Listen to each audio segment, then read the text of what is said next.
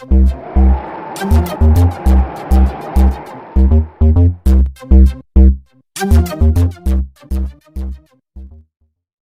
Royal Highness, Excellencies, ladies and gentlemen, we live at a time of great crisis and opportunity.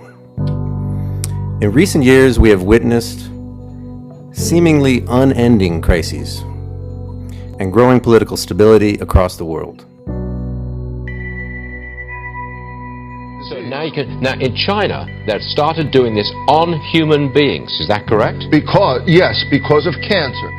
We are going to see technology shifts and changes at a scale that we have never seen on this planet. And you know that this week at the World Economic Forum, we've been talking about the fourth industrial revolution and how that is not just about digital technology, that's about many different types of technology, including bioengineering technology and advancements in genetic engineering like CRISPR and others. These are things that the world has never seen. It is exciting, but you're opening Pandora's box. Why can't I go to the gene editing people and say, you know, I'd really like a white, blue-eyed, blonde-haired baby, please, and they can deliver. Pandora's box opened up.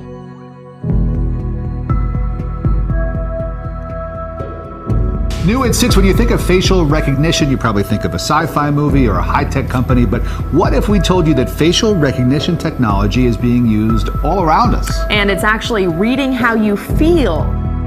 I will start from something very clear and factual, and it is that never before changes have been happening so quickly in our world. Toys that can talk to your kids are pretty cool, but what if those same toys were actually spying on your kids or your entire family? This is not science fiction, it's a real concern.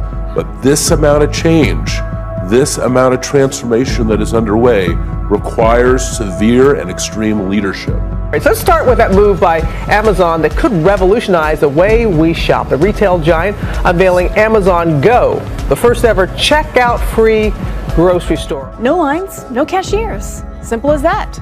But the idea is that you would walk through these doors, your phone would scan you in as you walk in. Imagine walking up to strangers, scanning their faces with your phone, and finding out who they are, what they do, and where they're from.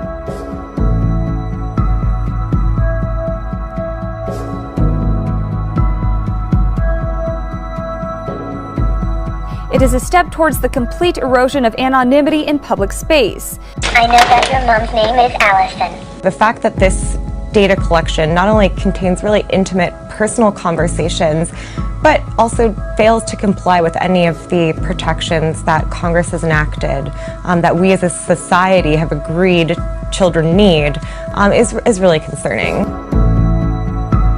You know, Andrew, I used to always be puzzled when people would talk about fear of technology and change, because the evidence is quite to the contrary. Technology has only helped humanity and the quality of life. But a couple of images come to my mind which truly do scare me, and you use the word fear, and scare me for humankind, if you will. One was very recent. I was in New York and I was at dinner with my family, and next to us there were four young girls having some kind of teen get-together. And the moment they sat down, they pulled out their iPhones, and we timed them. For 15 minutes, they didn't say a word to each other. They were just looking at it. And my daughter said, you know what they're doing, Dad? They're Instagramming their friends saying, girls' night out, having a great time. A city in Japan is using special tags with barcodes to track old people with dementia who are getting lost.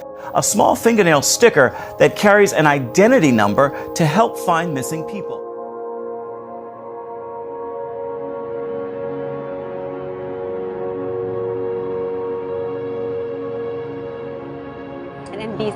Disney is telling NBC News it does not have an agreement with the toy maker, and they were actually not even aware that Disney products were in Kayla's script. Is she off? Yes, she's okay. We can talk about her now. Just want to make sure it was okay to speak. This was an episode of The Twilight Zone. Yeah, Westworld. right. This is That's Westworld. right. And the rate of technology change is getting faster. You know, we are servants to this spirit of technology. This is happening.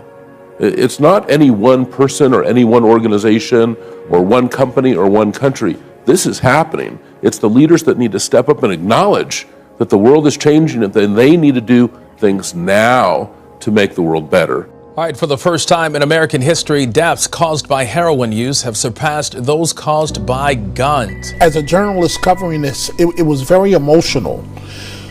Oftentimes, we get to see things, we get to witness history quite a bit. But the human toll that this is taking on families, Richard, I did not understand the scope of how devastating this is.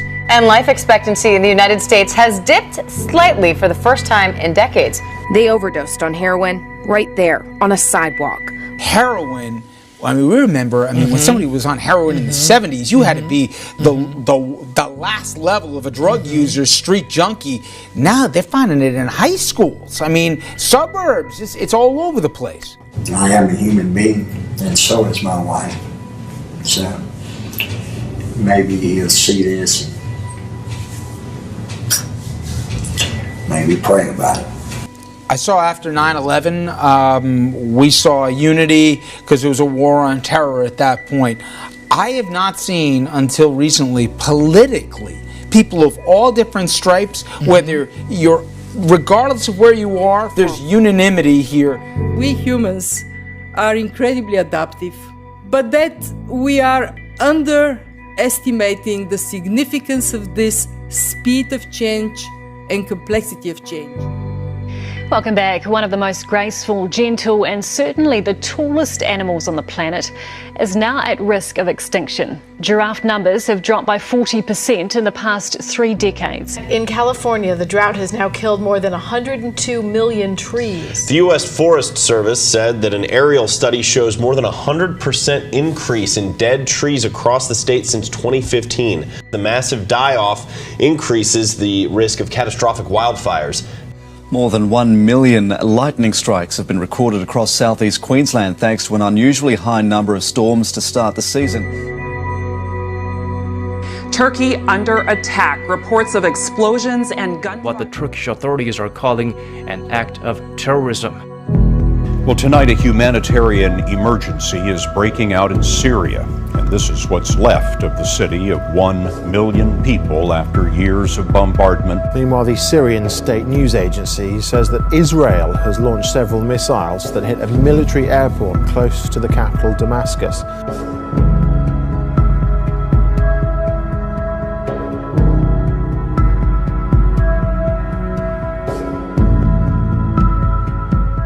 Things that I think is so essential to free and open societies is freedom of thought. And up until now, the conversation we've been having is around freedom of speech. Once we can access people's thoughts and access people's emotions, we have to create a space that enables people to think freely, to think divergent thoughts, to think creative thoughts. And in a society where people fear having those thoughts, the likelihood of being able to enjoy progress is significantly diminished. And it is very telling because within not such a long period of time, the environment we operate in has dramatically transformed. And technology is bringing and will be bringing lots of good things for us. We live longer, healthier lives. The very idea of human being some sort of natural concept is really going to change. Our bodies will be so high-tech, we won't be able to really distinguish between what's natural and what's artificial. And it's an implanted microchip or wearable ring that can be used to buy or sell or store business, financial, and biometric information. The device was developed by a multinational company called Etisalat, based in the United Arab Emirates. And according to Newsweek Middle East, the device also lets people share whatever information they choose, either personal or financial, with someone else who also has the ring. I'm sorry, I can't resist the temptation of a Star Wars analogy, but you know, the Force is a force that can be misused or used. If it's used for the good, you're a Jedi. If it's used for the bad, you're a Sith member of the Empire. I think the choice we have to make is, do we want to be Jedis or do we want to be Siths? And that's, I think, the message of the conference this week, is that there is a leadership void in the world.